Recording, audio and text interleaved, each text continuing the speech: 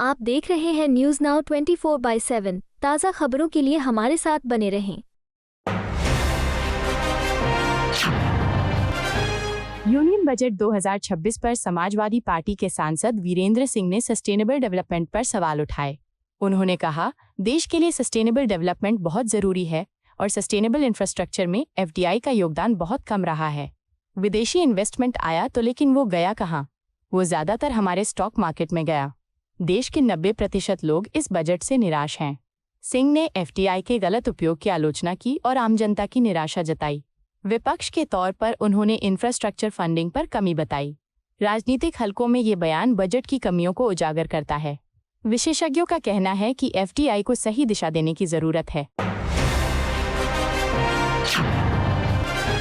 Union budget 2026 पर BJP सांसद प्रवीण खंडेलवाल ने एमएसएमई को प्राथमिकता की सराहना की।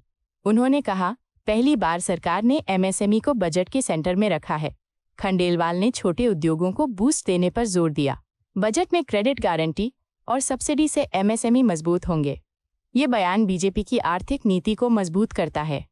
विश्लेषकों के अनुसार इससे रोजगार बढ़ेगा। खंडेलवाल ने मोदी सरकार की पहल को ऐतिहासिक बताया। पाकिस्तान के T20 वर्ल्ड कप मैच से पीछे हटने पर शिवसेना यूबीटी सांसद प्रियंका चतुर्वेदी ने बीसीसीआई पर निशाना साधा। उन्होंने कहा, ये बीसीसीआई के मुंह पर सबसे बड़ा तमाचा है। बीसीसीआई दुनिया की सबसे ताकतवर और सबसे अमीर क्रिकेटिंग बॉडी है। टेरर अटैक और ऑपरेशन सिंदूर के बाद हमने दुनिया भर में टेररिज्म में पाकिस्तान के रोल का मुद्दा उठाया। जिन 26 लोगों की जान गई उनके परिवार वाले अपील करते रहे कि पाकिस्तान के साथ मैच नहीं खेले जाने चाहिए। चतुर्वेदी ने सुरक्षा और नैतिकता पर जोर दिया। ऑपरेशन सिंदूर के बाद पाकिस्तान को अलग करने की मांग की। पाकिस्तान के T20 मैच से मना करने पर बीजेपी प्रवक्ता प्रतुल शाहदेव ने कायरता की आलोचना की। उन्होंने कहा, पाकिस्तान का पीछे हटने और कायरता का लंबा इतिहास रहा है। 1948 में इस बार भी ऑपरेशन सिंदूर के दौरान पीछे हटने का वही इतिहास दोहराया गया। हम आईसीसी से अपील करेंगे कि पाकिस्तान की क्रिकेट टीम पर बैन लगाया जाए। शाहदेव ने ऐतिहासिक उदाहरण देकर पाकिस्तान को घेरा। आईसीसी नियमों का हवाला दिया। झारखंड में ये बयान राष्ट्रवादी भावनाओं को भड़काता है। यूनियन बजट 2026 पर बीजेपी प्रवक्ता शहजाद पूनावाला ने राहुल गांधी पर हमला बोला। उन्होंने कहा, राहुल गांधी प्रोपेगेंडा के नेता। चिदंबरम ने भी ये नहीं कहा कि राहुल गांधी सही थे। उन्हें पता है कि इकोनॉमी जिंदा है। भारत दुनिया भर में निचले रैंक से चौथे स्थान पर आ गया है। पूनावाला ने आर्थिक उपलब्धियां गिनाई। कांग्रेस की आलोचना की। ये बयान सोशल मीडिया पर वायरल हो रहा है। यूनियन बजट 2026 पर बीजेपी सांसद दामोदर अग्रवाल ने मिडिल क्लास फोकस की तारीफ की। उन्होंने कहा, कल लोकसभा में पेश किए गए बजट में पूरा फोकस मिडिल क्लास पर था। अग्रवाल ने टैक्स राहत और निवेश को सराहा। मध्यम वर्ग को राहत से उपभोग बढ़ेगा। ये बयान बीजेपी की जन समर्थन रणनीति दिखाता है।